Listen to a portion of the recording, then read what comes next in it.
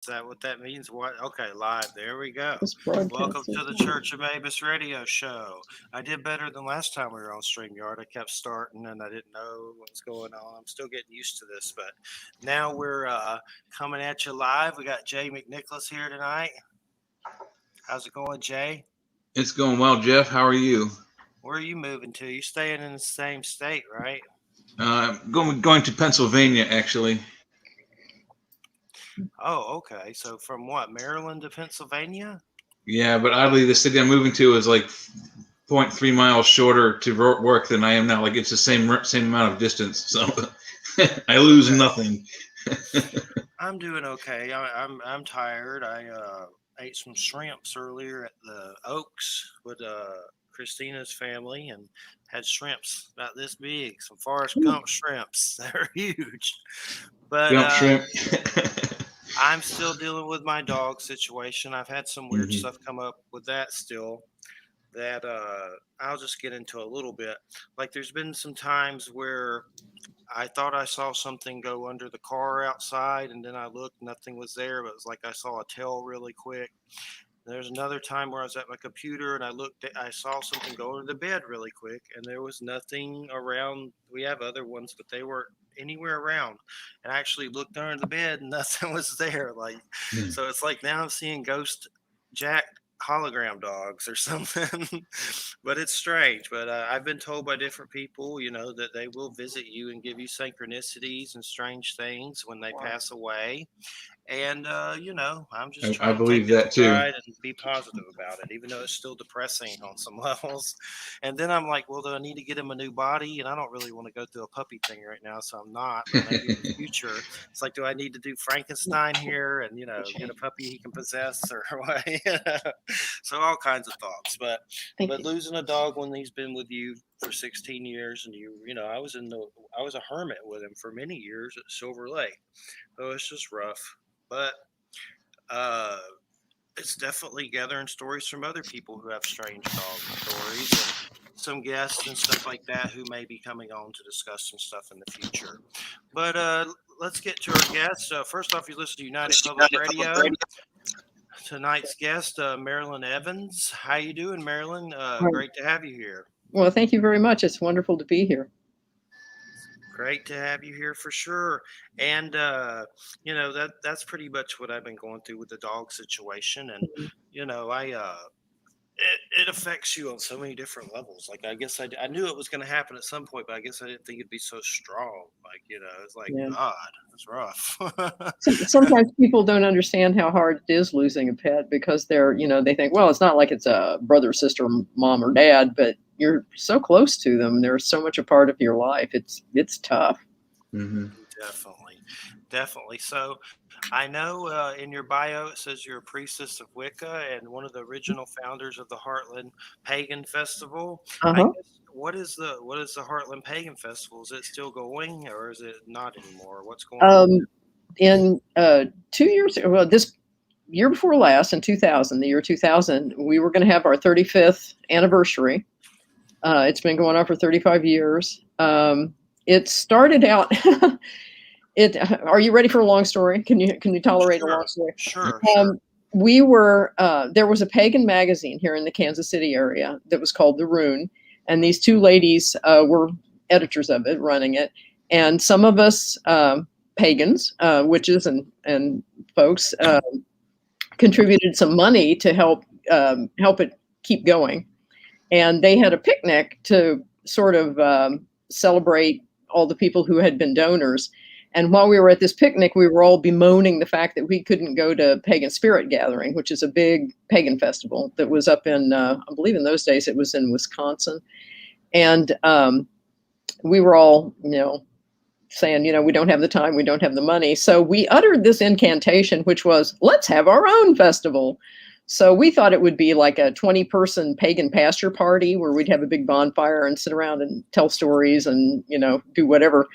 And so somebody from our area said, we can, let's get some of the Lawrence folks involved. And one of the Lawrence people said, well, I can get Starhawk to come. And we thought, oh, okay, big, major, nationally known author. And so suddenly it went from being, 20 people in a pagan pasture party to over 100 or so, somewhere in the vicinity of 100. And we had no idea what we were doing. And suddenly we had this thing where we were going to have a feast, and had musicians coming, and some fairly famous people like Amber Kay and Peter Soderbergh, Peter, better known as Peter the Blue Fairy, and Paul Burrell, and who wrote a herbal book, a magical herbal book, and just showed up. They weren't invited guests or anything. They paid their money and came. And if you know anyone who's ever done a convention or a festival or anything like that, everybody loses money the first year. Well, we didn't, because we were so cheap. And our treasurer, every time we asked her for money, she said no. And then we thought, okay, wait a minute. Can we get it donated? Can we get it for free? Do we really need it? And if we really need it, what's the cheapest we can get it? So we ended up with enough seed money to do it a second year. And then my husband and I, we weren't yet married, but we were, pretty close. The next year, after 2 years, we moved aside, and other people started running it, and it's been going on ever since. And the second year, we had Raymond Buckland and Scott Cunningham as our guest speakers. Okay, I've heard of them for sure. Yeah, pretty famous. Both Starhawk. sadly gone now, but wonderful people. Each and every one of them were wonderful, wonderful guests, wonderful people, and it's still going. Last year, we had to cancel it. They had to cancel, and I'm not actively involved in the leadership of it, but eventually we ended up. The pagans in the area ended up buying pagan land, so the Gaia Retreat Center is where it is now every year, and also the Gaia Goddess Gathering, which Carrie Moonstone started as she really thought the festival was great, but she thought there should be something that was a women-only kind of space. And she started the Gaia Goddess Gathering, and I had the great honor of being their featured speaker in 2019, and got to do a lecture on Hecate as the crone and her attributes. And in my case, I was talking about the attributes of nurturance,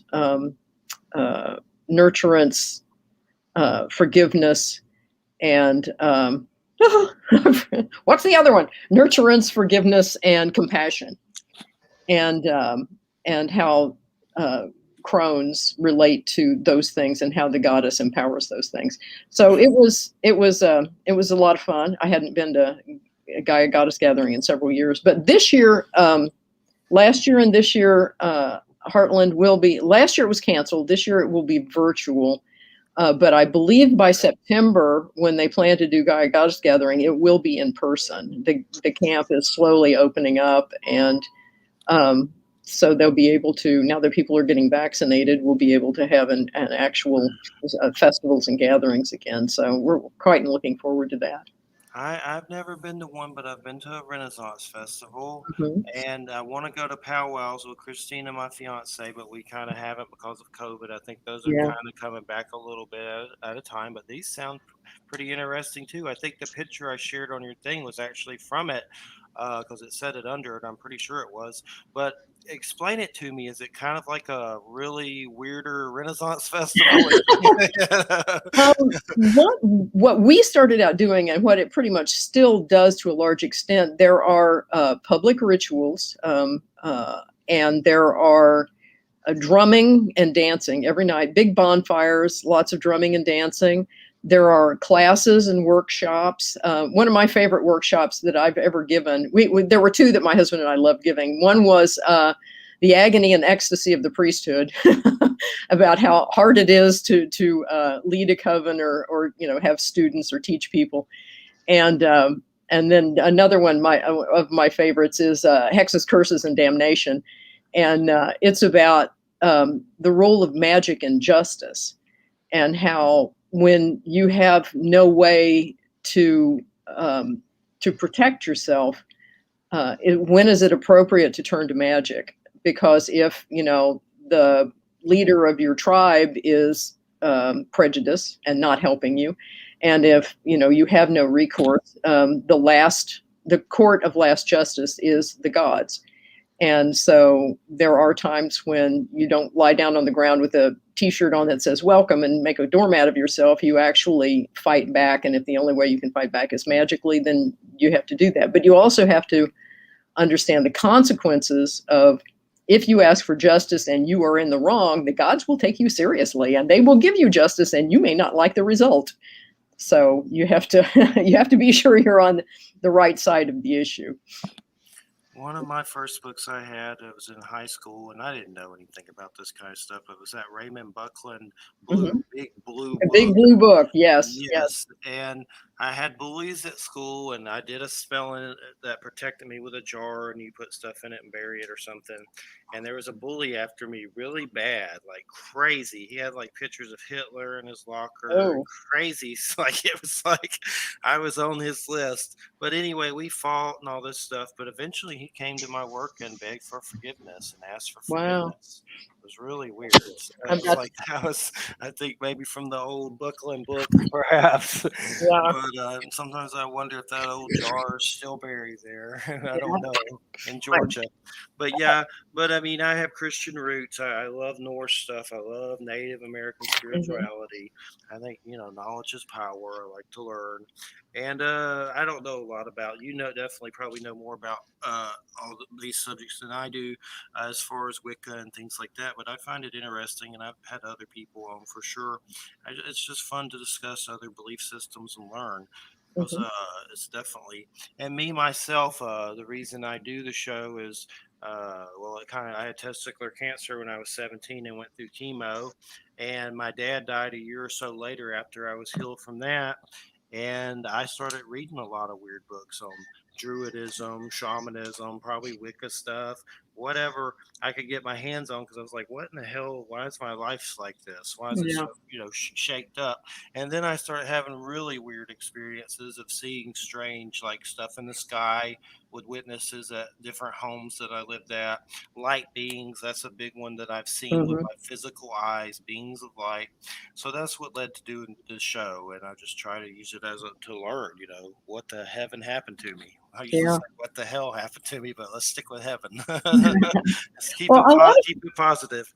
A lot of people who become interested in lots of different kinds of spirituality are frequently trying to find, some explanation for, what's going on? What is the universe about? What is, who am I? What is happening? And where are we?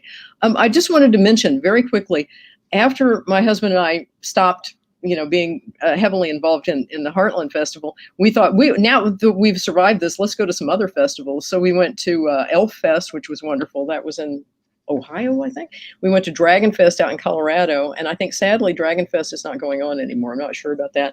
But one of the places that I went was to Starwood, and it's Starwood is kind of a consciousness festival. It's not strictly speaking pagan, and it's amazing. And I had the great joy of getting to meet Timothy Leary at that, and awesome person. And again, sadly, he has passed, but he was amazing, and just a fine human being, and on top of everything else. But that still goes on. Those festivals or conventions or whatever, they still happen. As far as I know Heartland will go on next year. I'm pretty sure of it. I don't know about Starwood. I haven't really checked into it in a while. What is Elf Fest? Elf Fest was a wonderful kind of pagan festival. It was delightful. It was very very low key, very kind of, sweet and comfortable, and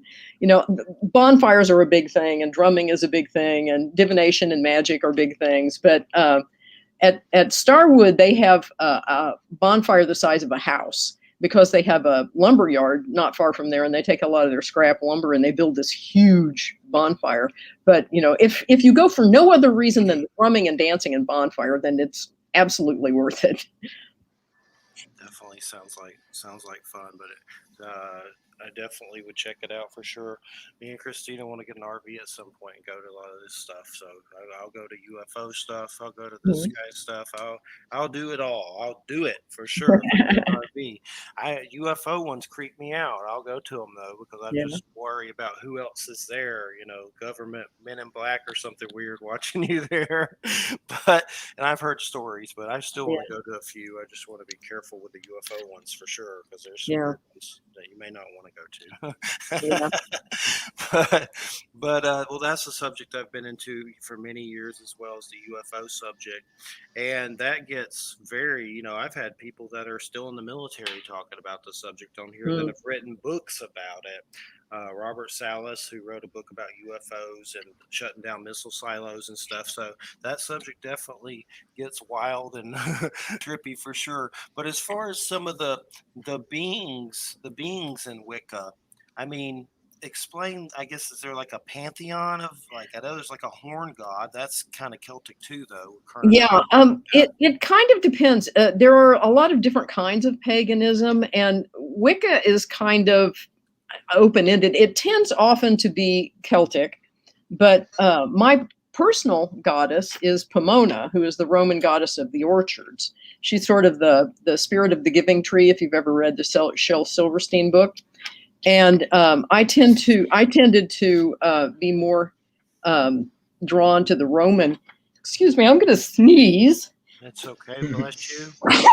A pollen is unbelievable here, and my Yes. cat is trying to walk on my keyboard, so that's exciting. It's been like in the 50s in Florida at night in May, which is kind of not that's colder than usual. So I like it. But Yeah, we've had nearly winter weather here too. It's very unusually cold.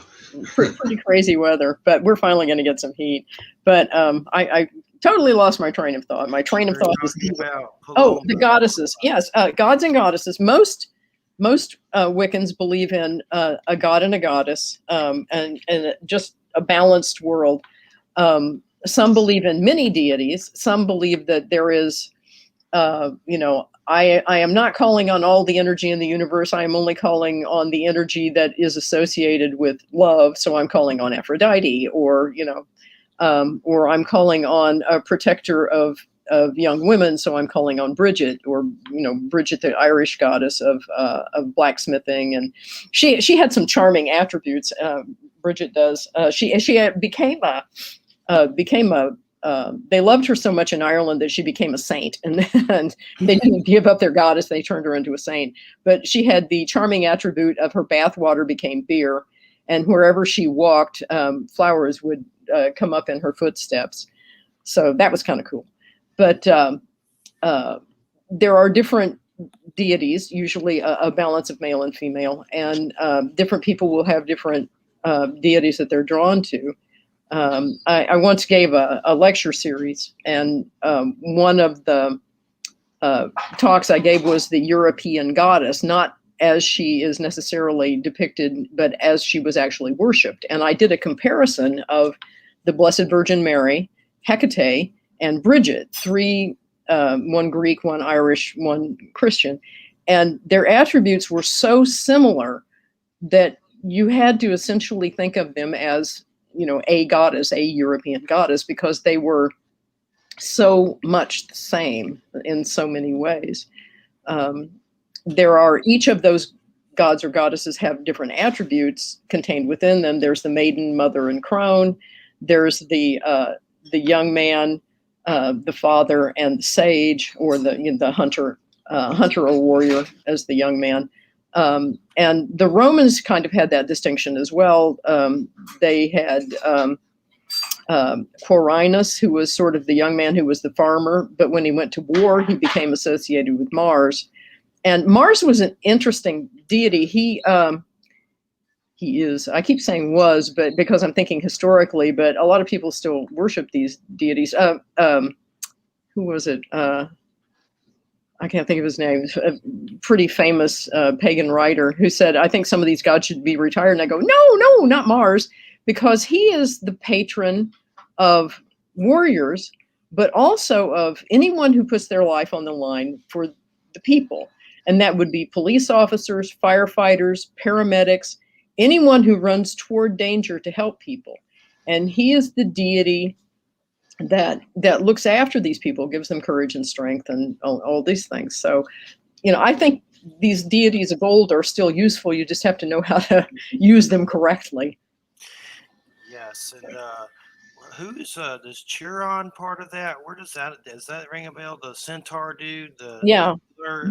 I know there's some astrological stuff with him, but I know right. something about a wounded healer. He's Greek, and he was a teacher and a healer, and he was associated with medicine and with teaching. And I've always thought it would be fun to do a series of mashup paintings that show the Greek mythology with the British traditions, to show like the Minotaur in his labyrinth would be a Minotaur in a British hedge maze, and the guys punting on the river, the British schoolboys punting on the river, but Charon, the centaur, would be their teacher. And then show Hercules in retirement with Cerberus, the three-headed dog, sitting on the lion skin at his feet while he's sitting in front of his fireplace with his club over the fireplace as his retired weapon. I just thought that would be hilarious, but I think there's some story with Chiron and some woman or something. I'd have to look it up, but there's some kind of story where him and a woman heal each other, something like that, something weird. Not familiar with that one, but I wouldn't doubt it. I could be wrong. I like Pan a lot too, since I'm a Capricorn. He's interesting, and sometimes I wonder, is that like a Bigfoot connection? The weird, Bigfoot stuff. We have shows about those all the time. Those are kind of forest creatures, not Pan per se, maybe, but they're just still weird, hairy things in the woods, and that's kind of fascinating. Not always in the woods, though. And as a Capricorn, the Pan thing, that story is just really bizarre. I found I don't know where I saw this, but I've told it before. It's kind of weird and a little vulgar, but supposedly the Capricorn story is the gods caught Pan self-pleasuring and somehow punished him and threw him in the Nile River and gave him a serpentine tail for the dark unconscious. And I don't know, I've read that somewhere. It's been a long time. I don't remember where, but Pan does have a fish tail in the Capricorn thing, so I don't really know. I'd have to really dig on the internet to find out more, but the Capricorns are weird. I can attest for it. There are some. I go to a lot of museums, and I'm very much in love with classical pre-Christian sculptures and stories and writings and things like that. Yes.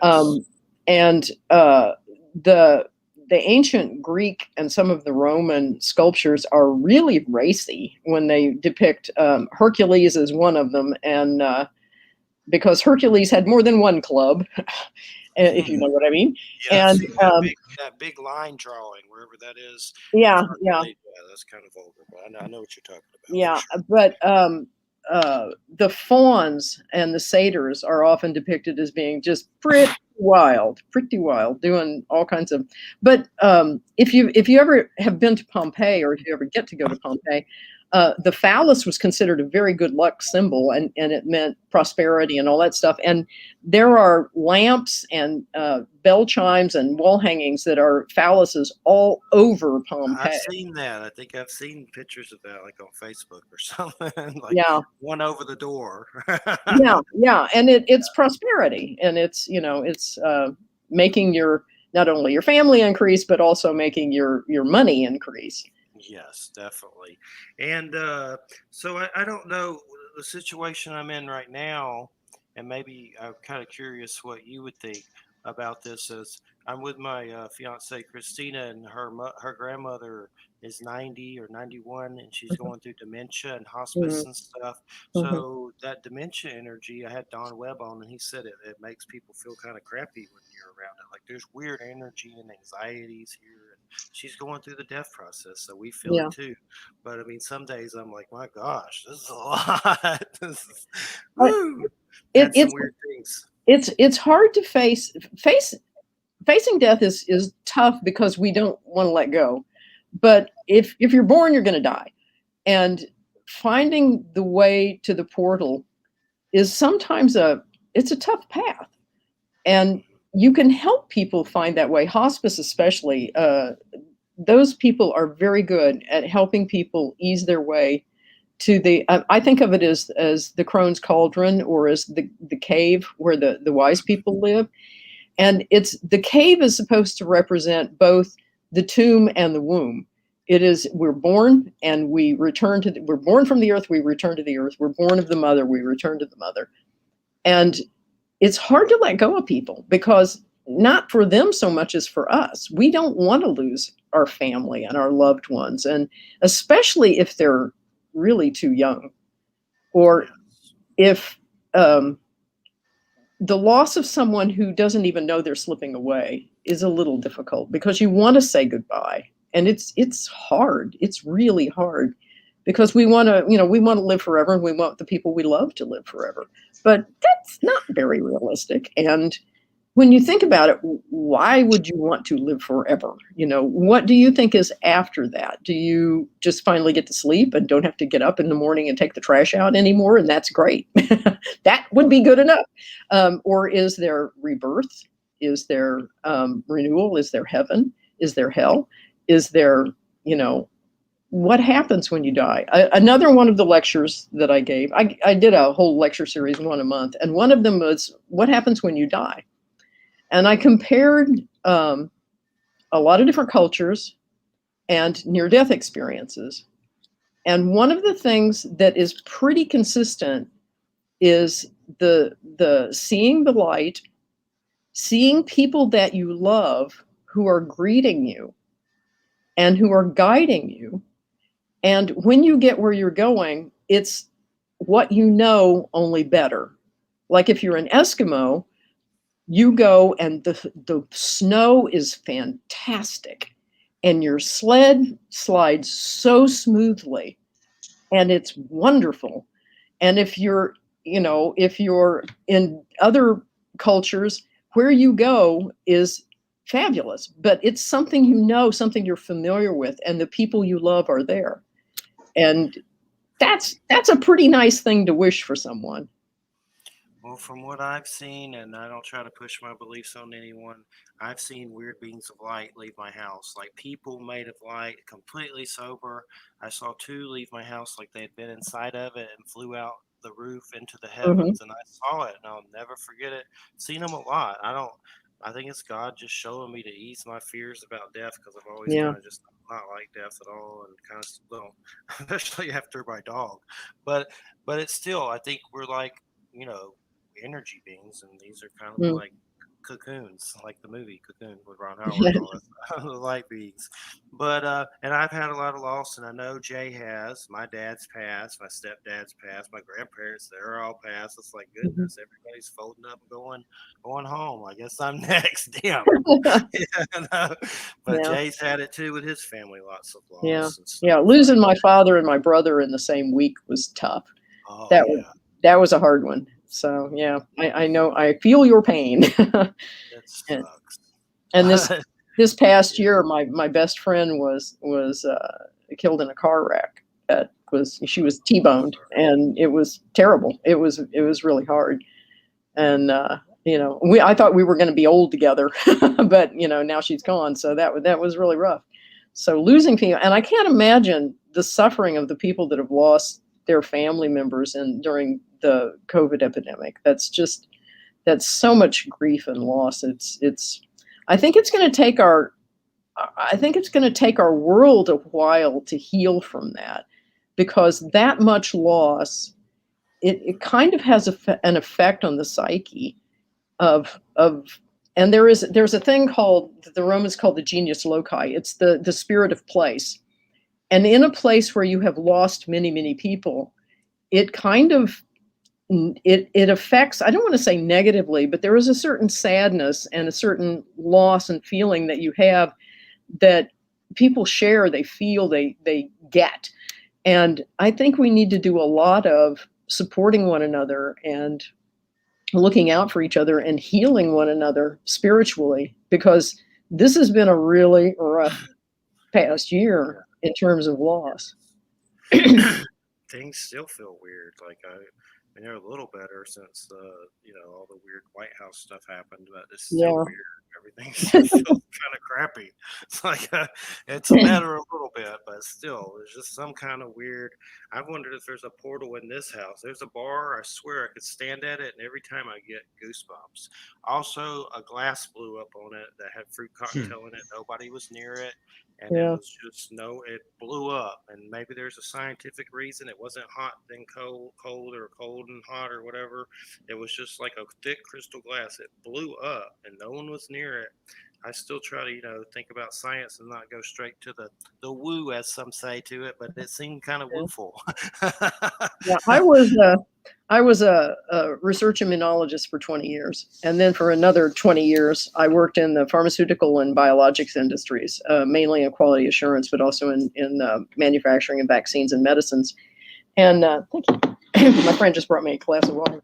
And I've been a scientist all my life, and yet, the scientist in me says, there's no such thing as magic, except magic is not paying any attention to me whatsoever, and it keeps happening.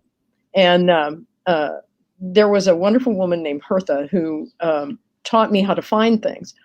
And you call to it, and you will walk right to it. And I never believe it will work, and it always does. And so, who am I doing? There are so much that we don't understand. And science every day finds something that we didn't know. We find something new all the time. We're big fans of NASA, and anytime something new is discovered, it's like, that's cool. And They've made so many weird discoveries I can't even keep up anymore. It's like there's got to be alien. I mean, I know there is from weird things I've seen with UFO stuff, but there's just been so many weird ones I can't even keep up anymore. All these Earth-like planets and stuff like that. Well, let's try to balance it out a little with Jay. Jay, would you like to ask something? Yeah, I actually got a good one because what you just a moment ago said. Now I have to admit I'm not a spellcaster, but I do believe in it. But I know exactly what you were talking about when you said the last few moments ago that you talk to things the way to find them, and I found I can do that, but I don't think it's spellcasting because I lose my keys and I'm like, all right, whoever has them, put them back, and I turn back where they weren't, and there they were, and I know they weren't there a moment ago, so you may have brooches. I have what? Brooches. It's a Eastern European thing. A brooch is kind of like a movable black hole, and they will take your things and they will giggle the whole time they do it. And I have a friend who has a great relationship with brooches, and anytime she can't find something, she will put out a little container of whiskey and leave it for them, and she'll come back, and even though she swears she just looked in that place, it will be there. So yeah, she has issues with brooches. So I might have to try that trick. I've never heard of that. I have a bottle of whiskey over there. That's good to know. But yeah, I swear to God, I've done that. I've actually willed myself to find things in the way you just described moments ago. So I'm like, maybe I am casting a spell. I don't know, but that's still pretty cool. Because I never heard anyone say that before. one of the times I was doing that, you calm your mind and you call to it.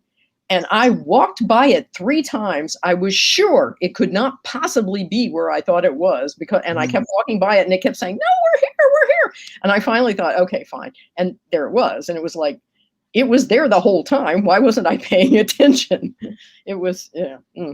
So it could be a phenomenon I call item specific myopia, where I work in retail, and sometimes I know where things are, but I be looking right at it and not realize I'm looking at it until someone goes, "That's it." I'm like, "Yeah, you're right. There it is."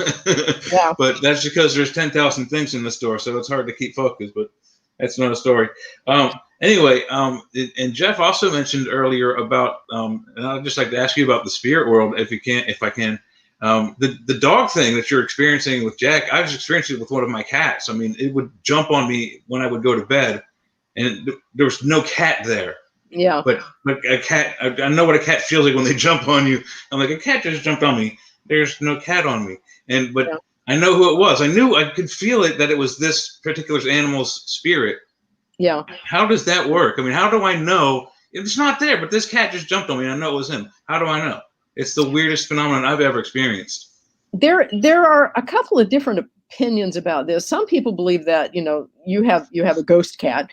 Other people believe that there's something rather like maybe a poltergeist or something that is it's the energy of that creature. The spirit itself has gone, but the energy remains, sort of like a film loop. And that's how Yeah. some hauntings are kind of like a film loop. It's like this action that's caught in time that keeps happening over and over again. And yeah, I have ghost cats in my house. I've lived here 33 years, and we've had many cats. And we'll swear there's a cat on the stairs, and we'll turn around and there's nobody there. And it's hard to know which cat is the cat and which is the ghost cat. So and I think they all play together. It's hard to say. But it's for real. I mean, I've experienced it. I really have. I mean, so I know exactly what Jeff is going through with seeing Jack run into the car. It's not, you're not going crazy. We were already there, I think. But if you cast a magical circle, and it's supposed to contain energy and also to keep any unwanted energy out, but animals walk right through it, because animals are kind of between the worlds.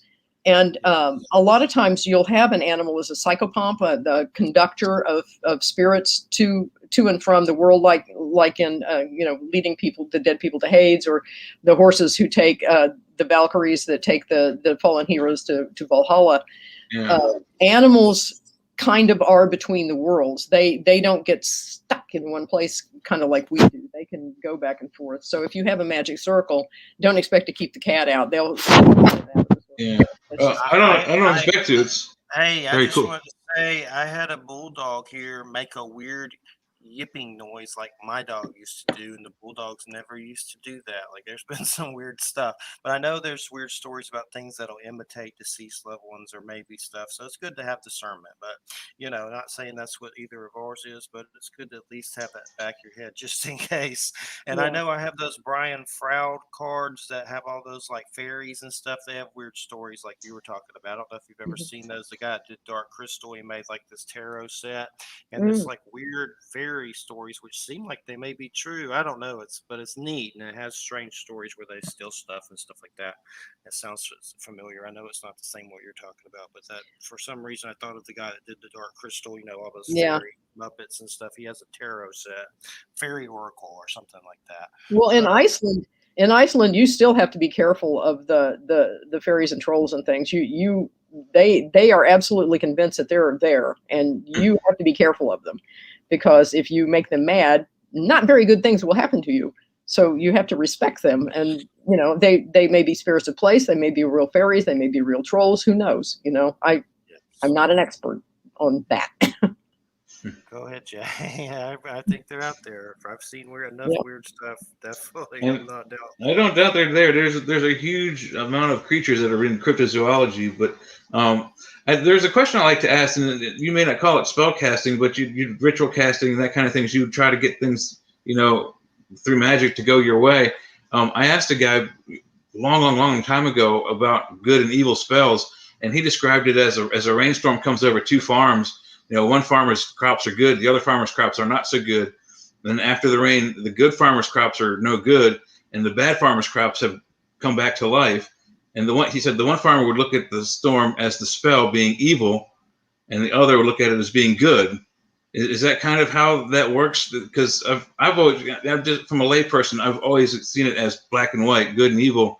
And I've played, and Jeff's going to hate me for this, I've played spellcasters in Dungeons and Dragons, which is make believe, but spells either have a good effect or a bad effect. There's no in between usually. One of the things, a lot of people want to do weather magic, and I don't know how it is where you are, but if you try to do weather magic in the Midwest, the weather's paying attention, and you can summon up something you may not be really ready for. And, if you ask for rain and you get flooding, you may have overdone it. And if you ask for, if you abuse nature will make you pay for it. So you have to, one of the things, we used to do tarot readings before we would do a spell, because we would call them environmental impact studies, because you're trying to figure out whether, should I be doing this spell? Am I interfering with the world? And if you're very, very in tune, it's funny how the more mature you get in magic and religion and pagan religions, the less magic you do, because you are more and more in tune with nature, and you don't need to, because the world is, you're living in the world the way it should be, and you should be. And but occasionally, you may want to do a healing, or you may want to do, if it hasn't rained for a really long time and you're in serious danger of a really bad, wildfire situation, you may want to be doing weather magic. But you want to try to do as little interference as possible, because when the Farrers, Janet and Stuart Farrer, came to one of the Heartland festivals, they did some weather magic just as a demonstration, and they weren't used to Midwestern weather. And this storm came up, this huge black wall of clouds came up, and it kind of freaked them out a little bit, because they were not familiar with the environment. So you have to be careful. Magic it's real enough that it can mess you up if you don't know what you're doing, or if you're not careful. That's one of the reasons that paganism, especially Wicca, does magic within the context of religion, because your mother doesn't want you to have bad things. And if you ask the mother goddess, or your mother, or your goddess, or your god to help you, they will protect you from yourself. They will try to help you do magic in a context that will keep you from hurting yourself and keep you from hurting others. So you want to do it in, if this is, the right thing to do, and if it will help people, then, let's do this. And that's my 2 cents worth. That's fair. That's fair. But yeah, I totally agree with you on that. I look at it from a completely different perspective, because and I know it's there and I know it's real, but for the dangerous aspects of it, I don't want to try to practice it. But I do believe that you can do good benefits with it. And I've also noticed, you mentioned religion a couple times, through several religions, Osiris seems to be sort of a big thing. Is it big in the Wicca as well? Some people are very much into Osiris. It depends on your pantheon. Some people just indiscriminately mix pantheons, and they throw different gods together, and it's like, oh my God, and God, it's like, oh my God, what are you doing? These two deities should never be together. They would never get along. But it kind of depends, and some people are just pantheists, panentheists, polytheists. It's a mixed bag. But you kind of find a deity that deities that really speak to you, that you feel close to, that you feel like you can communicate with, and that that have your best interests at heart, and that you care about, and that you love, and that you can feel in your heart and feel in your mind, and they are the ones that speak to you personally. I was once doing an initiation. It was a 2nd degree initiation for a woman who was very much in tune with Isis, and I had never really worked with Isis much, but she wanted to invoke Isis during her initiation. So I went to the library, and I found a book of ancient invocations that included some invocations to Isis and some prayers to Isis. And I chose some that would speak to her in the ways that people have spoken to her in the past, so that I would not offend her, and that I could deal with her as others have dealt with her. And it worked quite well. She was happy with that. So that's kind of, you have to respect whatever deity you're working with. Oh, I totally agree about that. A lot of people use their gods for not, let's just say, not saintly purposes, and they're all over the place. My enemy. Totally agree with that. And I hate to sound again like a layperson, but you mentioned Isis. That was one of my favorite shows as a kid. It was a spinoff from the Shazam TV show. And I was just boxing up my DVDs, and that was one of the last ones I remember putting in the box, was the Isis and Shazam TV shows from the 70s, which were things I watched as a kid. So thank you for that. That just brings back good memories. not not the terrorist organization. Just for the No. No, different one. It was a kid show with this girl Another that kid she was like a show, yeah. librarian or a teacher that she could turn into ISIS the god. It was a very cool show. On that note, just off the cuff, Kevin Smith, the guy that did Clerks and all those movies, Dogma, is putting out a new He-Man cartoon. It looks pretty good, actually. Mark Oh, Hamill is cool. going to be Skeletor. Mark Hamill. Yeah. Really? Oh, that's awesome.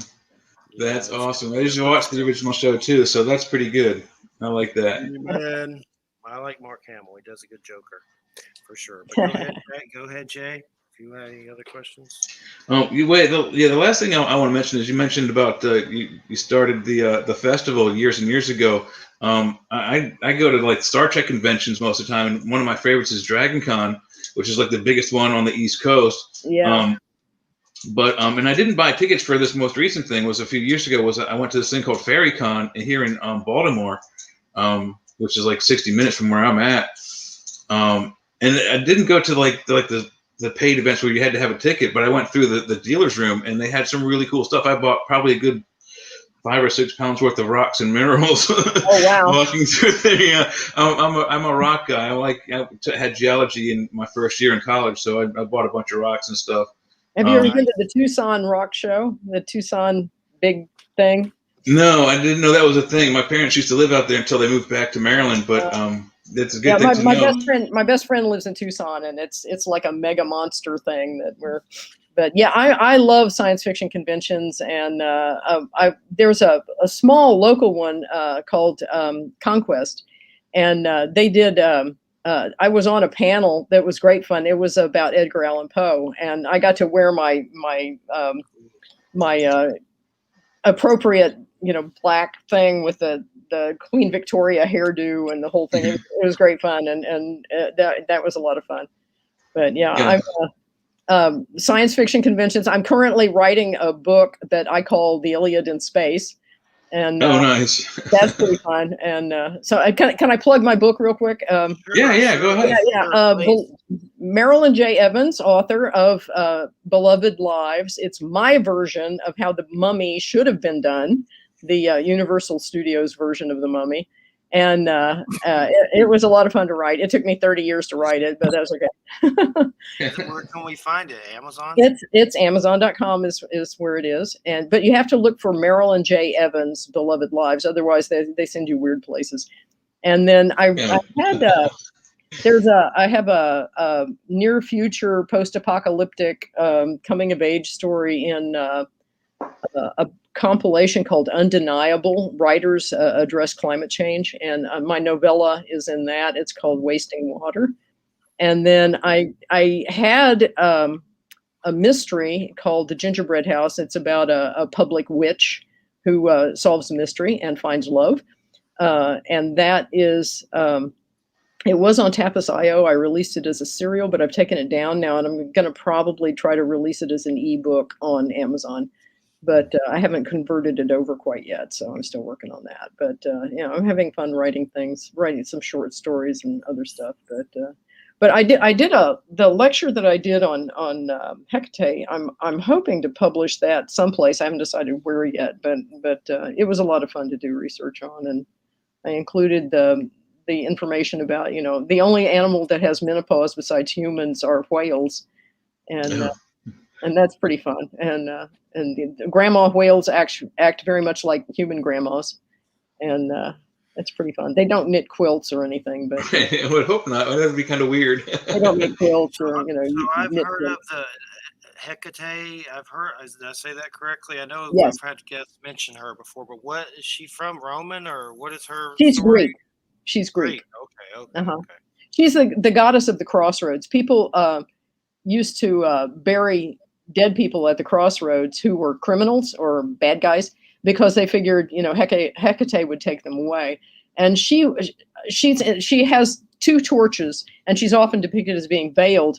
And she is the sort of, if no one else loves you, if no one else forgives you, if no one else will have you, Hecate will still take you. And she has these like to the underworld or something. I mean, she takes you with her. She travels through the night, and she has hounds that bay, and and she's pretty amazing. I like her very much. She's cool. She a little creepy, which I mean, some people say I'm Yeah, a little creepy, but so I can't really. she's a little creepy. She's a little She is. scary. She sounds but neat, neat. There was someone that said something about you say her name and stomp or something. Something I heard on a show. I don't remember when, but I've definitely heard of her, but I don't remember That's for sure. possible. That's possible. She's one of the triple goddesses. Selene and Luna. What's the other one?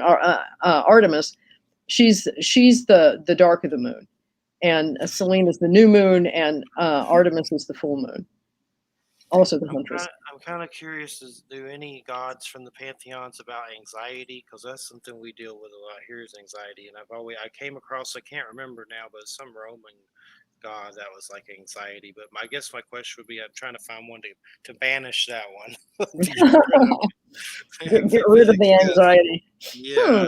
I'd have I to think wonder about if that. it's like deities with that. Like, is it like a big dark deity that feeds off everyone's stress and anxiety, like Ghostbusters? I've got a great god for you. The Garuda. It's Nepalese. It's from Heard of that Nepal. one. And the Garudas are these What it kind looks of like. demons. But if you're going to have a demon, you want the demon on your side. And so the Garuda takes care of you. So it's the demon that's in your corner that makes all the other bad stuff go away. So Garudas are very cool. Yeah. My friend Andrew Colvin, who I've wrote books with, he's known as the Mothman photographer. He kind of says yeah. that Mothman may be that or have a connection or something like that. And he Oh, gets into some weird Mothman stuff in his books, but he's mentioned that bird before. yeah. And I may have seen that bird too at Ripley's. Me and Christina went to Ripley's, believe it or not, the auditorium. And I think there Mhm. was some weird Garuda thing in there. It's definitely interesting. And Thunderbirds and Native American Yeah. lore and stuff like that. Oh, one thing I want to say real quick today that happened that I meant to mention just real quick. It's not that long. Al Going Back, OWL Going Back. He's a horror author that writes Native American novels and Mhm. intertwines horror. He has a good one about Coyote that's really creepy that came out on some awards. But he wrote me and told me a pet story today about his dog and a moving can of tuna. It was just good to hear from him that he took the time to write little old me and tell me, that we'll see our animals again in heaven from the native Yeah. point of Yeah. view. Coyote is a great character, one of the trickster I gods. love it. I feel I have an attraction to it. Two women who've been on the show did the shawl of Coyote on it for me. They have native roots and I have it, but those stories are crazy and I definitely like it. There's and Loki and stuff like that. I like that. Yeah, So yeah. The problem with the trickster gods is a lot of times the tricks end up on them. So get burned. You get burned for sure. But yeah, yeah, the coyote, I mean, I have some of those stories of folklore. There's some crazy stuff in there that's vulgar yeah. and weird. And I know there's even a coyote and a hairy man story. Like it's like a Bigfoot Oh, kind of. I'd like to dig that one up again, but there is a hairy man and a coyote folklore story. So kind of alluding to coyote chilling with Bigfoot, which is always fun, I'm sure. that sounds very cool. That sounds very Yeah, cool. yeah, definitely. And one of my, I don't know if these particular beings may ring a bell from the Wicca point of view, and if not, that's okay. But if they do, let me know. One time I was with a friend, Brian, and we had been partying, doing stupid stuff. But and No, say it isn't we so. we both saw this is in my early 20s and we both saw these small hooded beings in the woods standing around a small black box and they're very small and me and him both were like, do you see that? He's like, yeah, do you see that? And a cat that I had, a black cat, came up and jumped and they vanished. And I don't know what they were, but I had been reading some Celtic otherworld stuff, but Mhm. maybe by Conway or Cunningham or someone that I had this Celtic otherworld book. And there's another weird book that I think may be by Cunningham. I'm not absolutely sure. Lord of Light and Shadow or DJ Mhm. Conway. That was a weird one I was reading too. But I've been reading that kind of stuff. So I don't know Mhm. if are they any small hooded beings that ring a bell that you know of? Yeah, there are well, obviously the leprechauns, but also the pixies. Some of those folks, if you think about them, especially if you have a Celtic ancestry, a Northern European or British Isles ancestry, kind of, yeah. If you think about them deeply, it's almost like you're inviting them, and you may have seen them because they're there. You sort of invited them to show up, and cats. The cat probably would be kind of protecting you from them, because you have to be careful with some of those critters, because they will.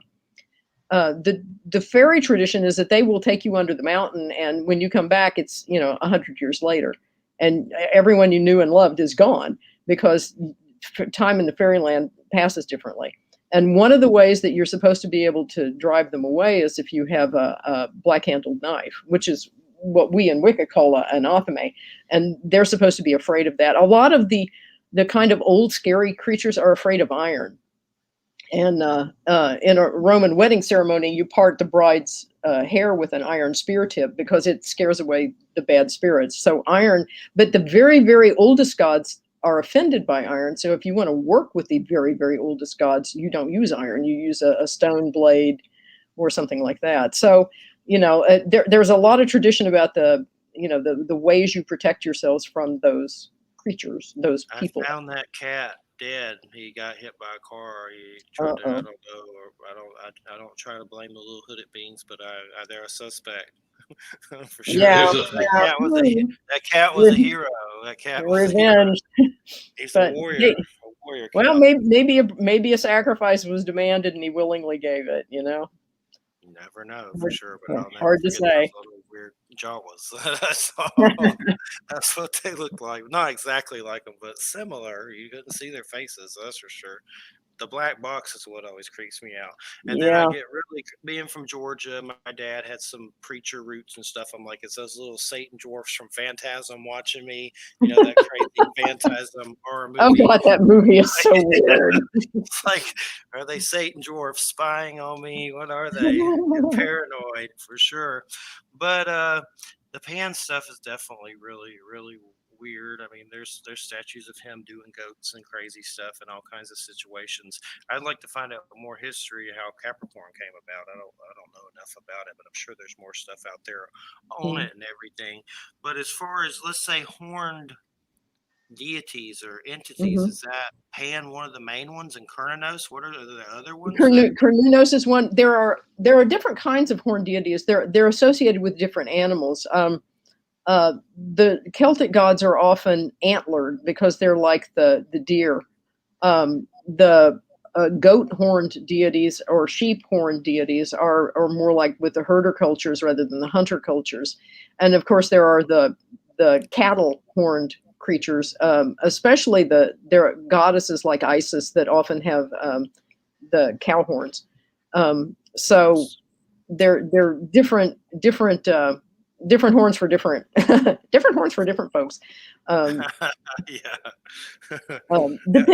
they're depicting different aspects of of their use and their culture and their domains and what they the antler horned obviously are forest deities, but so is Pan. He's a faunal, the fawns, and lives in the flora and the fauna. The flora or the greenery, and the fauna are the animals.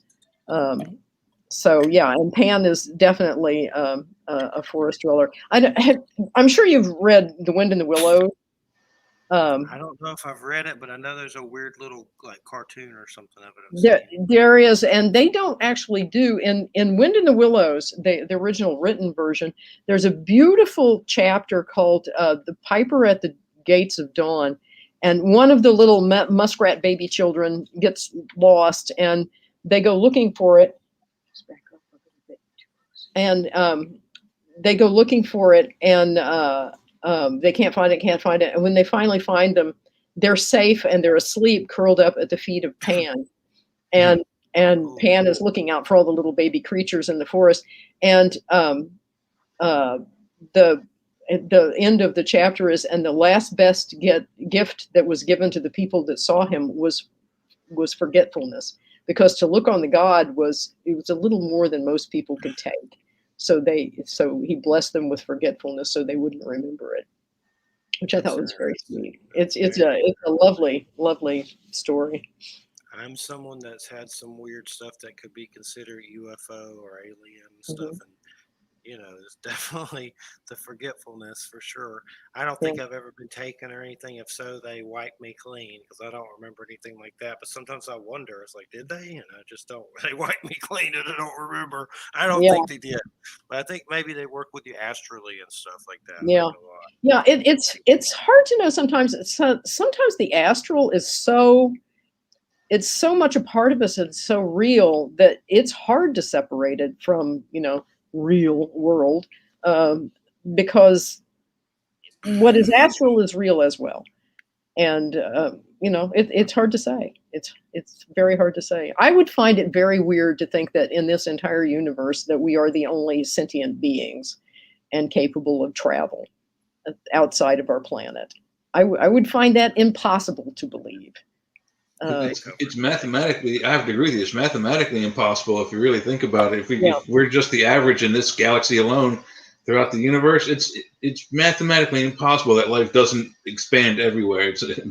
yeah, You have to think that way in a mathematical scale, where it's like most scientists agree that's the only universal language throughout the universe. So you yeah, know, yeah. I think it's very cool that Voyager has finally gotten outside of the heliosphere, and it has sent back sounds, recordings from out there somewhere, and it's like, what is making that sound? It is so strange and weird and cool, and yeah, I like It it. is very cool. yeah, it's exciting times. It would be nice if we could all travel through the stars, like on a spaceship like Captain Kirk's. That would be excellent. But Yes, yes. Oh, I I got think I'll be something. gone before that happens. I got something for Jay. Picard season 2, The Return of Q. Yeah, I Sounds saw good. some blurbs like that Good. on the internet. That should Sounds be good. good. Looking forward to that for sure. I like Q. I've Tracy. actually interacted with Q at a convention. He seems like a very nice guy. He's tall. He's like 6'3". Yeah, it's a big He's big. character. He's a big dude. Yeah, Yeah. What's his name? John Lancey or something? John Delancey. yeah. Delancey. Okay. Okay. Definitely. So, Marilyn, have you, in your studies and with Wicca or the paranormal, I mean, have you had experiences that you would consider supernatural that have occurred or that you've seen or experienced or been around? Oh yeah. um, in my book Beloved Lives, one of the things that they do is a past life regression, and two of the past life regressions that are described in the book are ones that I actually did. In one, I was during this regression, I was a young preacher, and I fell off of a roof and died during a barn raising. And in another, it was so clear and so vivid. Everything I saw was from about an average person's knee height, and I could tell that I was a dog. I was this woman. It was like the 1700s, and I remember walking and my toes clicking on the marble floor, on the wooden floors, the parquet floors, and the rustle of her skirt. And I had a bed in the corner of her bedroom, and it was at the time I was very, very old, but I could remember running beside her horse. And it was so vivid and so real, and it was very strange. So past life regressions, without a doubt. Certainly magic. I've had ghost cats in my house. Um, Divination. Um, I, there was one divination that I did. I was doing a fundraising, and I was, we were doing divinations to raise money for something, I don't remember what. And a young woman came to me and she said, can you read my cards? I was doing tarot card readings, and I laid out these cards, and I thought, this is not good. And I said to her, I want you to always wear a seatbelt, look both ways before you cross the street, never go in a boat without a life jacket on, go away and come back in an hour and have someone else read your cards. And she came back in an hour, someone else read her cards, and it was all sweetness and light. And I thought, so yeah, changing someone's fate, um, I think it can happen. I think if you can give them a warning, and I think one of the things about divination is that it is a way to help people understand what's happening and what the circumstances are. And if you can warn them and help them avoid something, if they will take your advice, and they stand a chance to have things happen better. Whatever.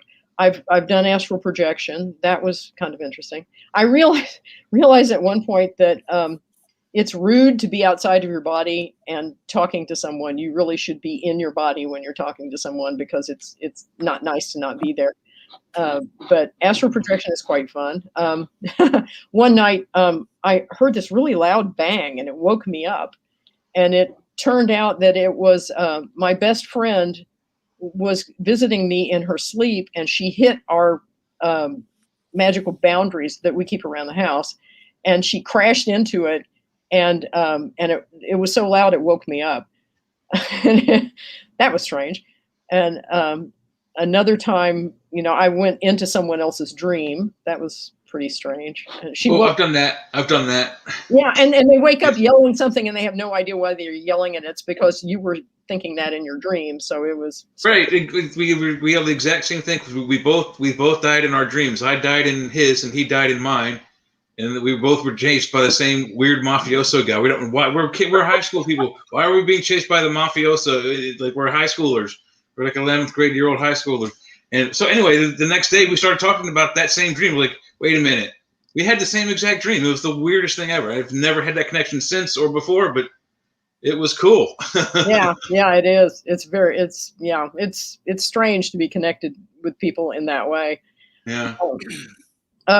We've done healings, and that's been pretty interesting, pretty powerful. And I haven't really had an opportunity to meet any of some of the interesting creatures that live in the woods, but I'm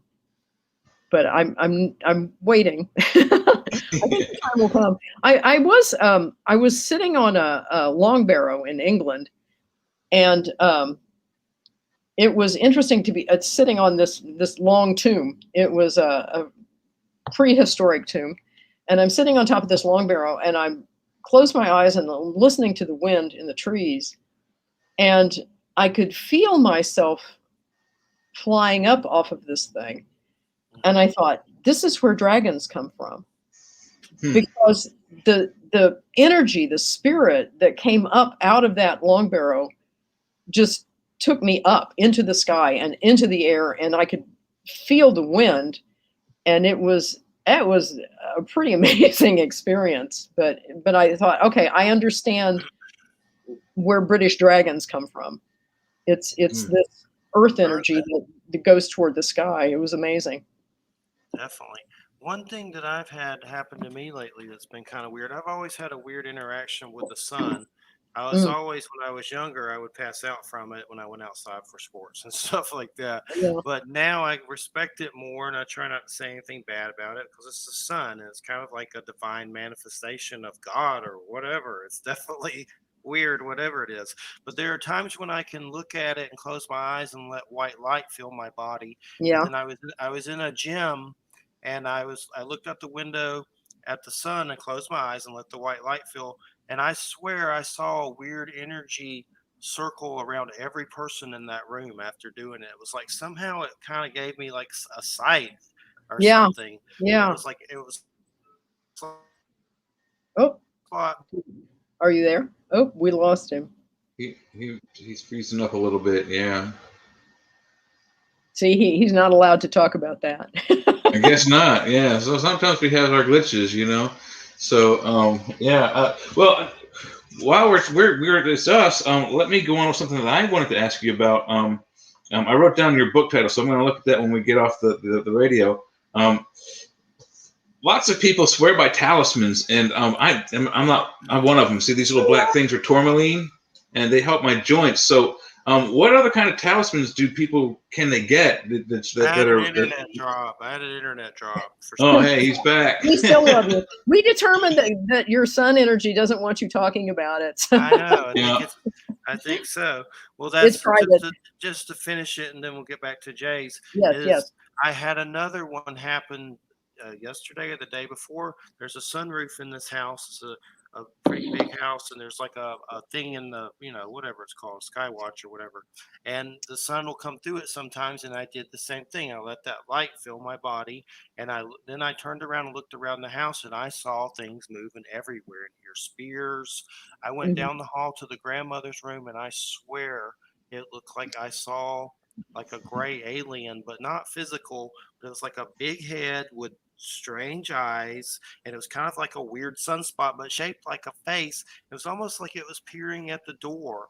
And I've never seen a gray before, except with, in my mind's eye Mhm. imagination or something like that. I've never seen one, and I'm not 100% sure, but it seemed like it was shaped like that. And then I said a prayer, and the grandmother had been in like a kind of having some dark days where she just didn't Mhm. know, where she does that a lot.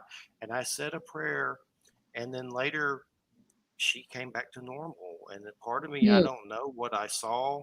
Hopefully, it wasn't something parasitic in there. Or I've also heard those kind of beings can be helpful, like from Whitley Strieber and all that stuff, holding babies and they're Mhm. whatever. I've heard different things about those kind of beings, but I swear that's what it looked like, and it freaked me out. And I just kind of, I still keep thinking about it, but now I have this weird like chills all over my body, like it was Yeah. kind of like a sunspot that was shaped like a alien gray. It Well, was weird, but sun energy. it was strange.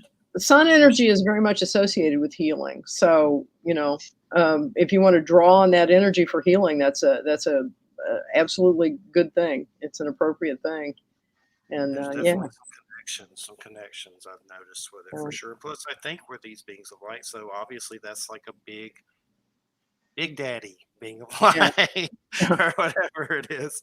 But go ahead, Jay. You were asking about talismans or something. Yeah, I was actually, because I'm sort of a hands-on guy, and I like talismans. Like I said, these black bracelets I wear are allegedly it's tourmaline, and it emanates negative ions that helps my joints.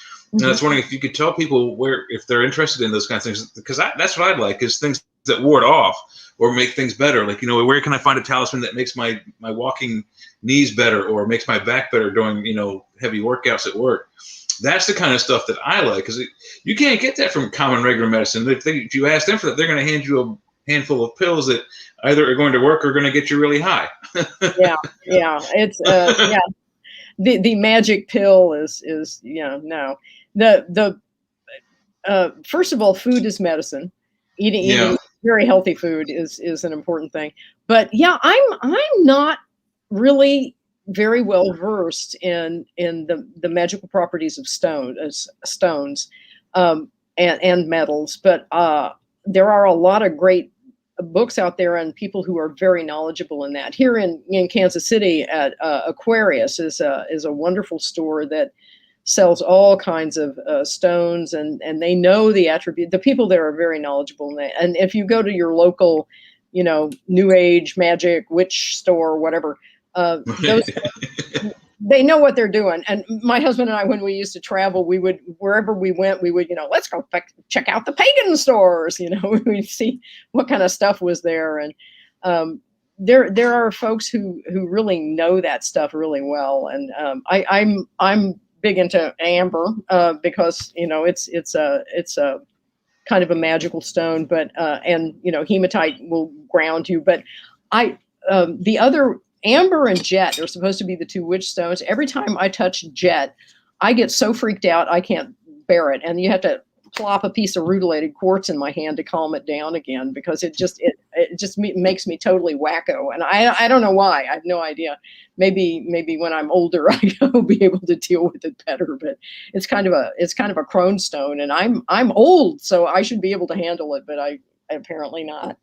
It's not for you, so too bad It's for cool you me. mentioned amber. I've never had amber before. I just bought some unique amber the other night. There's a store in the Frederick Mall near me that it does minerals and stones and polished things, and it was so light. I thought it was plastic. I thought it was fake. But then I started looking at it, and then the sign said that it was, some kind of amber. I forget the name of it completely, reticulated or something. I don't know. But I'm like, I walked up to the girl. I was like, will this float in water? And she's like, I don't know. And I'm like, well, they're $1. I'll take them. Whether they do or not, I don't care. It was one of the cool, and it really did. It felt like natural plastic, but it was former tree sap. Yeah, it's tree resin, which is why it so often has wonderful inclusions like insects and all kinds of strange things. Occasionally there'd be a frog in one, and yeah, this stuff is dark, but it's like it looks like it's like one of the moons of Saturn. It's got like red and white or brown and white rings all the way around the circumference of it. Why did you want it to float? You ever seen a rock float? Imagine how much money you could make if you had this. I found a rock that floats. Oh. I thought that's why I asked the girl, will it float? That's the Jurassic Park stuff. I've seen it. For sure. Yeah. So yes, there are good books, and actually, even if you go on the interwebs, my favorite place to play, if you go looking up, various stones and what stones are good for this and that, there's such a wealth of information out there in the universe. It's kind of awesome. It's like the whole world is available to you in one way or another. So, yeah, I generally do the geology thing as like a hobby now, but for an aesthetic reason. I mean, I put them around decorate my rooms with them. I have like one of those. It's just I don't think is it an ammonite? It's like an old spiral thing like Captain Kirk had on his desk. I have one of those. I have a couple of pyramid obelisk shaped minerals. I think it's really cool. And I know a lot of them do things. I don't know if I'm inviting bad things into my house now or getting the wrong minerals together, but I collect them for their aesthetic persons. And I do consider them persons, each different stone that I have. Mm-hmm. I don't know why I do. I've always associated inanimate objects as being other beings. I've always done that. If they speak to you and you feel good with them, then probably you're all right with them. It's like your experiences with the sun. There is the concept of spirit animals. There are things that speak to you and that they sort of choose you. And there was a guy we used to call the snake guy, and everywhere this guy went, there were snakes everywhere, and it was like and this guy didn't believe in anything magical. But he said, what is with the snakes? And they would like drop into his canoe, and they would show up in the engine of his car, and everywhere he went, he was tripping over snakes. And finally, we just sort of tentatively suggested to him, maybe snakes are your spirit animal. And he goes, huh? And he got to thinking about it, and he decided, okay, I'm going to acknowledge snakes. And they never bothered him again. It was like, he made his peace with the snakes, and they were just trying to get his attention to say, look, acknowledge us. We're looking out for you. We're your animal. And I had a friend who wanted to start a support group for people with ugly spirit animals because she got laid low by Lyme's disease, and she said, "I might be one of them." I have to acknowledge that the tick is my power animal because something so small can totally poleaxe you, and that is a significant power. So the tick was her spirit animal, although it is quite unattractive. I think you might have diagnosed me. I have an extreme fear of spiders, but my favorite superhero is Spider-Man. But yet I always see spiders all the time, and they always freak me out. I mean, I like what they do. I just don't do it near me. Go eat bugs, but not near me. But maybe they're my spirit animal. I don't know, but they scare the hell out of me every time I'm in like a scary situation. Yeah. Christina put this behind me, and I just noticed it. I saw it at Walmart. It's like a weird black gnome for some reason. It's like a gnome. Oh, that's what that is. Okay. Yeah, it's kind of weird, but I didn't know it was behind me. I turned around. I was like, oh, there's a gnome. They're everywhere. They're everywhere for sure. No doubt about it. So here's my Geraldo question. Okay. I had the show I did for this lady that claimed she had contact with Bigfoot. She has a pen name, so I had to ask her about the pen name. That was my Geraldo question. So my Geraldo question for you is, which I'm not a big fan of Geraldo. I think he likes Trumpelgooch, so I'm not real big into him anymore. But back in the old days, maybe. But when it comes to like Christ, I know Celtic kind of has a reverence for that. What is your general consensus on Christ? I'm sure not everyone's like the show Vikings, like spit and all that, right? I mean, is there a reverence for it? I mean, does what do they view that as? Is it a different deity with a different name? Like there's Lu, the sun god, or something from Arthurian stuff. You know, there's different things. The teachings of Christ absolutely 100% align with the teachings of Wicca. That you should love people, that you should have reverence for things that are bigger than you, like God and gods, that you should be forgiving, that you should be compassionate. There is absolutely nothing that if you read the Beatitudes are my favorite part. Blessed are the peacemakers.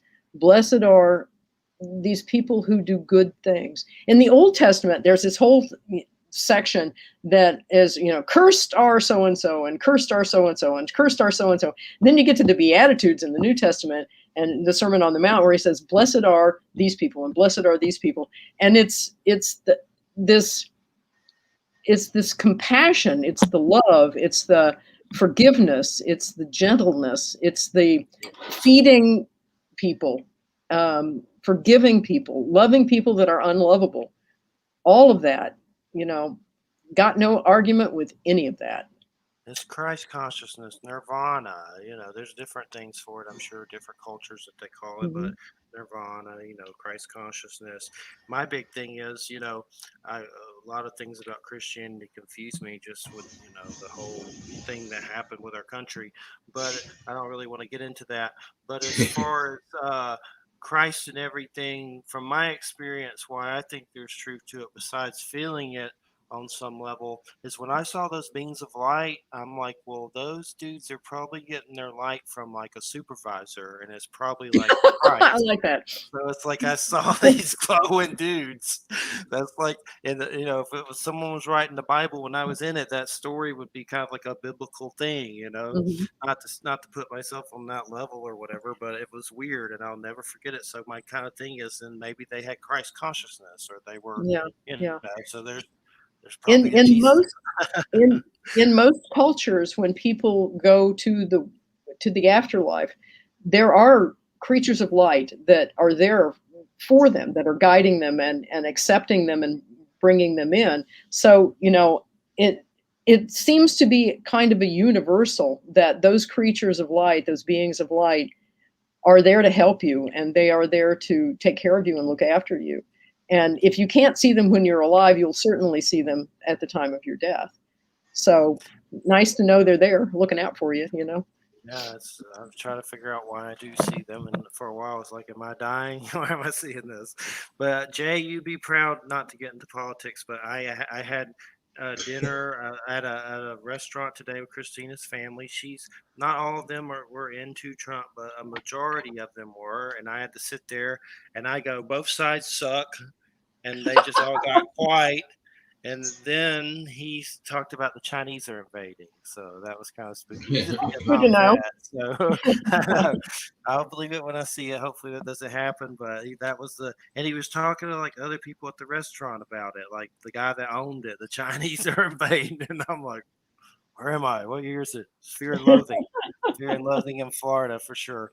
But those shrimp, big, and things like Big whoa, shrimp. See, that's an big. oxymoron. It's big and shrimp. Those are two words that shouldn't go together. Yeah, George Carlin pointed that out. Yeah. Like tennis, it should be tunis or mixed double fourness. Yep. I love George Carlin. He was hilarious. Yes, He was George funny. Carlin for president. He was very, very funny. Miss them for sure. Yeah. Miss so many of those, like Sam Kinison and all those. So many good ones. It's weird if you look up Bobcat Goldthwait now. He made a Bigfoot movie called Willow Creek. It's decent. It's not bad. I did not know that. Yeah, it's called Willow Creek. It's kind of one of those found footage kind of films. It's worth to watch just for they go to this town that, there's towns that revolve around Bigfoot sightings, and it's a real Uh-huh. town, Willow Yeah. Creek, in like Point Pleasant, Virginia, with Mothman, and there's weird towns like I don't know if there's these documentaries called Small Town Monsters where they go to all these towns and they're based on weird paranormal stuff that happened that usually roused up the police and lynch mobs and stuff. And then you go there and there's like a weird historical marker about it or a statue, and then they might have a parade about it. This weird creature, like a lizard man. There's a lizard man in North Carolina. It's crazy, but I look love up that Small stuff. Town Monsters. They have documentaries about it, and they're really good. Mhm. I've had them on the show, but definitely Bobcat Goldthwait. He did another one. This one's crazy as hell. This movie, and I just look into it before you watch it to make sure you want to watch it.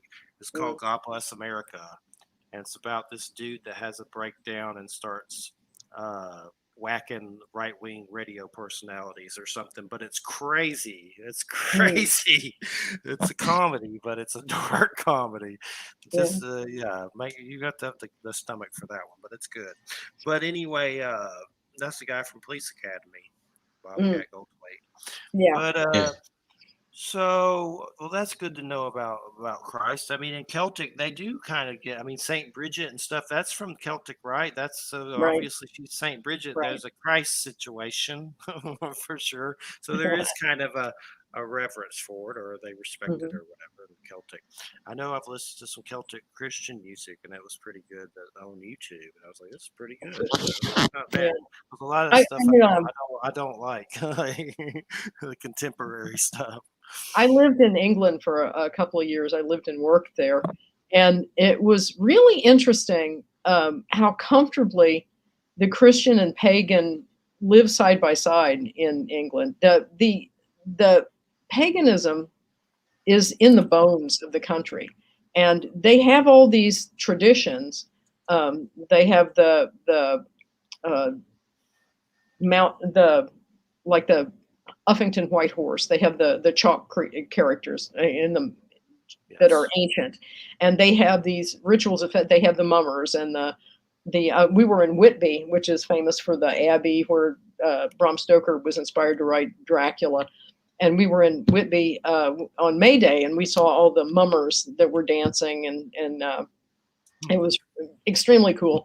But they are so pagan in their bones that even though it's a Christian country and everybody's Church of England and all that kind of stuff, um, they don't even see how pagan they are. It was really interesting. I got invited to their um, uh, Guy Fawkes night, but it was also bonfire night, and it was sort of Halloween, but it was this big. It was so pagan, but it wasn't. It was kind of amazing.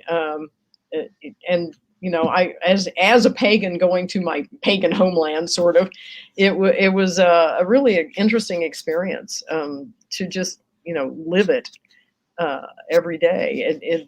It was a very amazing experience. I was very fortunate to get to live there for a couple of years, and of Cool, course definitely. I went all over England and Ireland, and I was a tourist every day, and I went to all the ancient Roman sites, and and it was really fabulous. I got to go to Bath, where they have the ancient temple to Solanus. It's kind of a Romanized Celtic god, and one of the cool things in Bath was it's been a bathhouse for about 1,000 years roughly, and they had curses. They were lead plates that had a curse written on them, and then they drive a nail through it and throw it in the water. And it was things like, "Curse the person who stole my clothes." So, so if I don't know who it is that stole my clothes while I was in the bathhouse, but I cursed them, and here's the lead plate to prove it. And it was kind of hilarious. I don't know whether it worked or not, but I thought it was funny. Just real quick, there's a movie I saw that had that town from Stoker. It was an Irish movie. It had Irish budget funding. It was called Boys from County Hell. It's on Shutter. Excuse me. Oh, It's a vampire horror movie. but it took place in that little town, and there's a bar and stuff, and it revolved around that town or whatever. But That's fun. and the vampire woke up from a field or something. It was pretty good, not bad. Better than most horror movies, that's for sure. A lot of them were That's trash, but it was worth watching. Uh, that I know Dacre Stoker is an author who is a blood descendant of Bram Stoker, and he has a oh, really? vampire book that's supposed to be pretty good. They're turning into a movie that's about, yeah, look at his Dacre Stoker, Dacre Stoker, and he's Hmm. got a few. So, but there's a newer one that I know is about him meeting Dracula, Bram actually meeting Dracula in this tower. And the whole book's about that. And they're supposed to, it's kind of like a prequel maybe or something, but I know they're making a movie about it at some Oh, point. that's fun. There's all there's also a movie I think Viggo Mortensen's still going to be in it called The Demeter about that ship ride with Dracula to London. The whole thing's about the Oh, wow. I ship ride. love Vigo. Vigo is Yeah, like, oh, he's my man. I I'm love hoping him. he's still. I hope he's still in it. I saw that, but it could have changed. Yeah. Yeah, I'll look it up real quick. I like him too. One He's a good actor. one of the things I've been doing recently is I've been working as an editor for a friend of mine, Dennis Young, who writes books, and he just he thought he was going to write a standalone book, and it's called Bloodlines, and it's about a girl who becomes a 16-year-old vampire during World War II. She's in England during the Blitz, and he ended up, and I'm credited as the editor on that book, and um, interestingly, the character had other ideas about that being a standalone book. So he now has, he's going to be releasing, I think next month, another book called Julia, and it's a sequel that he didn't mean to write, and now he's got a third book that seems to be demanding to be written. So we'll see what it's called. I think it's called Princess of Darkness, although that may change. But yeah, and usually he writes military science fiction, but he's been writing this vampire series that he never meant to write. It just made him do it. So He made the classic writer's mistake. He titled his first book plural, and it had to turn into more. yeah, there you go. There you go. Now, I unfortunately, Gingerbread House, it's demanding a sequel, and I don't want to write it, but I'm going to have to write it because it said so. Books take on lives of their own. You can't resist them. That movie that I was talking about, The Last Voyage of the Demeter. I'm not sure if Vigo's in it anymore, but it's by Andrew Dahl. He did that Scary Stories to Tell in the Dark and some other stuff, but in Troll Hunter. But it's called The Last Voyage of the Demeter, and they say Vigo may star in it. They asked him, but I don't think they ever said any more about it. But that's the name of it, Last Voyage of the Demeter. It sounds fabulous.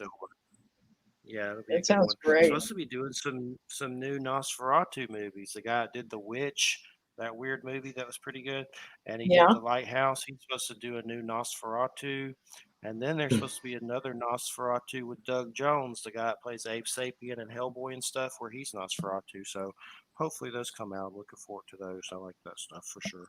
Yeah, but Bloodlines was the book you were talking about. Your friend did in your bio. Cool. I'll have to look those up for sure. Yeah, he self-publishes. If you go to Dennis Young, I think he has a DennisYoung.com. You can order his books directly from him. But he does a lot of conventions, and so last year was pretty rough on him because so many of the cons got canceled. And but hopefully, I think even Kansas City Comic-Con has been canceled this year. It's all going to be virtual, and that's too bad. But cons are starting to open up again, and I love going to cons. I just think they're great fun. My husband and I actually did a paper at the American Society of Quality back when I had a real career before I stopped having that career and did other things. We went to Disneyland, and then because my company was paying for me to be at this meeting, we had to move to a cheaper hotel because we wanted to stay an extra day to go to Harry Potter World. And we were at a hotel where they were having a zombie convention. Okay. A horror and zombie convention. And there was a poor family that was there from Europe, had no idea what was going on. And it was so great. After all that Disneyland sweetness and light, to be surrounded by zombies is great. And they had this big flashing street sign that said, danger zombie crossing. And they had taken over this entire bar down the street. And it was fabulous. It was so great. And all the people were in costume, and it was fabulous. And then we went to Harry Potter World the next day, and it was just great. We had a Nice. wonderful time. Sounds like a fun time for sure. I'd like to go to some horror conventions. I've never been to one, but they seem like they'd be fun. Hang out with some Bruce Campbell and stuff like that. I'd like to do that. Oh yeah. Anytime is fun when you can hang out with people of a like mindset as you. I mean, my thing is Star Trek and Star Wars conventions, and it's the same thing. It started out in the '70s, and we can really actually thank books. There were book conventions back in the early '70s and early late '60s and what have you, and the market for those were starting to die out. So Star Trek had just been picked up, even though it was only 79 episodes, had been picked up for syndication, so you could get it in reruns for the next several decades. So because of that and the book conventions, Gene Roddenberry get on in that. He started those 1 or 2 or 3 first 4 conventions of Star Trek. Without that, we wouldn't be having this whole. Everything has a convention. Doesn't matter what it is. I mean, name a hobby. There's a convention. You can go anywhere in the country for that. Yeah, and I think it's great. And I just want to say, props to you guys. I have to say, when I found on Facebook, I found the Church of Mabus, I have to say, I felt like I had found my people, because this is my tribe. You like all of these crazy, things that I love. I just think it's great. And so, yeah. So Yeah. did you ever sit back and go, what is the Mabus word? Did you ever reflect on that at all? Because that's a controversial word that no one really knows what it means, but everyone guesses what it means. That Nostradamus said.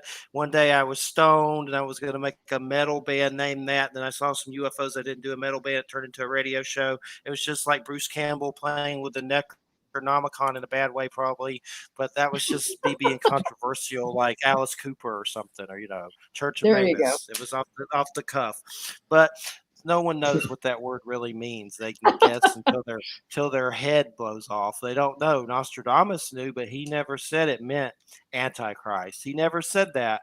John Hogue, this white dude, made a documentary. He said it, and then he banked on it. He's still banking on it. I'd say it means maybe us. You got to be careful of your sources. Yeah. I try not to examine some things too closely. Yeah, that's good. I don't know what the hell it means. No one really does. Yes, it was just me being shocking. I used to be a shock rock. Now I'm not so much anymore. I'm tired. But we got about, let's say, 9 minutes, so we should start closing out a little bit. And then so Amazon is the best place to go for your books, right? What's your name under there? Yeah, Marilyn J. Evans. I have a blog too, if you want to go there. It's marilynjevans.com/blog. And I talk about gardening and writing mostly. I really don't talk much about Wicca. That's something that's I've been thinking about doing a blogs about witchcraft and religion and polytheism and all that kind of stuff, but I'm lazy and I'd rather be gardening and writing novels. So I don't even teach anymore, although I might be persuaded if I once had students after a Wicca 101 class that they wouldn't leave, and they ended up becoming a teaching coven because they wouldn't leave my living room. There were like 4 of them, and they wouldn't go home until I promised I'd teach them. So, I can be strong-armed, but but mostly I'm lazy and I don't want to, so there's that. Well, you're retired now, right? Is that what you said? Yep. So enjoy it. The earth is, who knows what's going to happen, all this crazy. So the best thing to do is enjoy it for sure. You did your time, so yeah. Slack away. Yeah. For sure. But you're still doing creative stuff, so that's good. You're doing this and raising consciousness. That's what this is about, and that helps. A lot of people probably hear pagan and pagan, but they have a reverence for Christ, so that's so So hopefully that helps someone out there who's like, oh, pagans. We had Stephen Flowers on, and he talked about Germanic runes, and that dude's been around for a long time. He Yeah. was a good interview, and he helped save dogs and things like that. But he would read some of the stuff from the Eddas and Eddas, or I mess up words. I'm from Georgia. Eddas. Yeah, Eddas, and he would do it in that like the actual like like the accent. And it was good. It's on the site. You can everything Yeah. up there is for free to listen to, but really good interview with him. Then we had Don Webb on. That was about vampire magic. That was weird, but good. He tied that into to shamanism. I'm still figuring it Yes. out, but it's Don Webb's a trip for sure. But just about the energy storing and stuff like that. We Mhm. got the Bram Stoker and stuff like that. So that was fun. So we've been doing some good ones.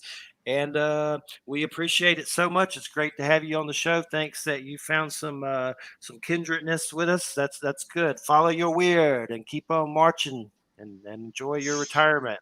And Thank if you. you write anything, let me know. I'll share it for sure in the group or on my page or whatever for sure. All right. Thank you so much. It's been a real pleasure. It's been great. Thanks so much, and we appreciate it. And have a great weekend. You Yeah, too. thanks. Bye All bye. right, everybody. You're listening to United Public Radio, and let's see here. Gosh, I always forget who my guests are coming up, and that's bad. It's my memory. But no, I know who it is now because I made the page, and I need to make Jerry Avalos's page, and I forgot to do that. I made the other person's page. The next guest, till wait, let me make sure it's the right date and everything. No, this guy's the 28th. Till James Glenn, stuntman, actor, and fight choreographer and novelist. And this dude's been in all kinds of stuff. Spencer for Hire, uh, Oh wow. Guiding Light, published in Weird Tales. He put out a new book, A Weird Western, A Cowboy in Carpathia, that just won some Pulp Factory Award.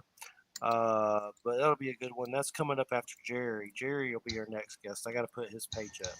Jerry Avalos. That's a friend of mine that's been around for a while. So who knows? He asked what we're going to talk about. I was like, I don't know. We're going to free ball it. So just be ready. Who knows what we're going to talk about?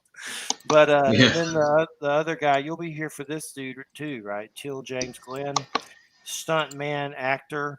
Wait, he was in Showtime. Something about Showtime, including Citizen Toxie. That's like some weird Toxic Avenger movie. Those are weird as hell. Street Fighter, some web series. So we'll have a good time. He's known as the urban swashbuckler. I don't know. Oh, cool. I don't know what that's about. He's a swashbuckler. So that'll be a good one for sure. And well, we got about 5 minutes, and let's see what's going on with Star Trek. Did you see Picard the first season? It was okay. I wouldn't say it was the best thing Yeah, ever, but I mean, it wasn't terrible or anything. I I'm watched it. hoping It didn't suck, but it didn't wow me either. Yeah. I'm hoping with Q it picks up the pace. It's got to. Bring some life back into it. Yeah, his episodes sometimes were good, sometimes they sucked in the original series. So it all depends on how he acts, how he takes the character, and how they write him. You know, they could ruin it. You never know. They'll do good, hopefully. I hope. I Yeah. liked it. I like John Delancey. I like the character Q. I just like I said, sometimes he sucked. I mean, there are some episodes with Q that are just I don't get them. But they have him. Wham doesn't like him at all. She don't even like to watch any of the episodes with him in it.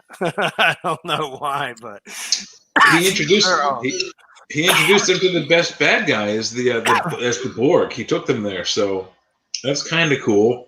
there is a novel about Q, a Star Trek called something. There's one, but I'd like to get the book. There's some fiction book with Q in it. There's a few, I think, but there's what are those? I'm looking them up real quick. I wouldn't mind getting some Star Trek Q ones and reading them. Here's one with him in it a lot. The Q Continuum, book 3 of 3, Q Strike, Gregory Cox. I have some of those. I had some of those before my book got thrown away. Oh no, I might get them one year. Perhaps we'll see. I have so many books I'm supposed to be reading, so probably won't. But maybe one year. There's Q with a puppy. Q with a puppy? That's an acronym. That's got to be a Voyager story. Maybe so. So he was in Voyager too. Yeah, he was. Yeah, sometimes. Okay, there's some weird picture of him with it's like a hologram. That one's weird with like asteroids. That one's kind of creepy. He's tripped, but do they ever have any of his other family on there? Like, he has other people in his race. They're all like weird tricksters. I don't think the only other time you see another Q is once or twice on. Yeah, no, he has a kid later on Voyager, I think,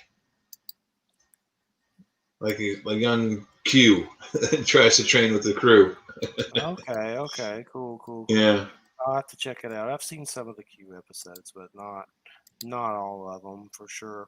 Uh, Hopefully it's good in Picard. I know. I think I have a season to watch of what Discovery. I haven't seen yet. There's a season that I haven't watched yet. and there should be two and a third one coming out later this year, I think. Yeah, I'm behind on that one. I think. And I know there's a Strange Worlds that's supposed to be coming. It's another Star Trek. They're probably going to overmilk Star Trek. Hopefully, it's not too much Star Trek. I think those are already out. Those are just like little shorts, like little 3 or 8 minute shorts. There was some weird cartoon too that was kind of like a. I don't know if it was any good. I didn't watch it, but there was some Star Trek Yeah, cartoon. that's out already too. What is that called? Below Decks. They tried to It's Rick called and Star Morty. Trek Below Decks. It's like animated, like what happened on the Enterprise Below Decks. Yeah, I don't know if you've seen Solar Opposites on Hulu. That's a weird cartoon from the Rick and Morty guy. But these alien kids keep real humans in this giant like hamster cage in their room and make them do Oh, sounds like Fantastic Planet. like Mad Max stuff. Yeah, Fantastic Planet. I've heard of that. I've probably yeah. So these blue giants use humans as like pets and slaves. It's Oh, really weird. that's that weird cartoon. That's really weird. Yeah, Yeah, that's a good one for sure. I've seen that. yeah. It's not like And then the one human slave pet steals one of their learning devices and takes it back to a den of humans, and they all start getting smarter, quicker, faster. Yeah, it's a yeah. strange one. Rene Laloux is the director on that one. I wonder if he's got anything else. I've seen it. He's also partly responsible for the movie Gandahar, which was also very trippy. Here's this one. I've seen. Here it is right here. I've seen that one. I have it somewhere. That Gandahar and the one you're talking, the Fantastic. Yeah, I like weird cartoons like Ralph Bakshi and all that stuff. The weird Lord of the Rings and all that stuff. The you should Hobbit. probably check out. You should probably check out Invincible on Amazon Prime. Then it's got some real. It's really bad stories, but bad superheroes crushing people's skulls and stuff. It's really I saw. gory. I saw the first season of it. It's not bad. It's got Good. some good actors in it. Seth Yeah, Rogen's a Cyclops alien in it. is he? So, yeah, it's by the guy that did Walking Dead comic book, Robert Kirkland. Uh, Robert Kirkland's doing what is it? Robert Zelaney Amber or something like that series that has Merlin and stuff. They're doing a show of that, which Huh. I have those books, so I never read them. It's like a giant one that's like 4 phone books of those stories I bought.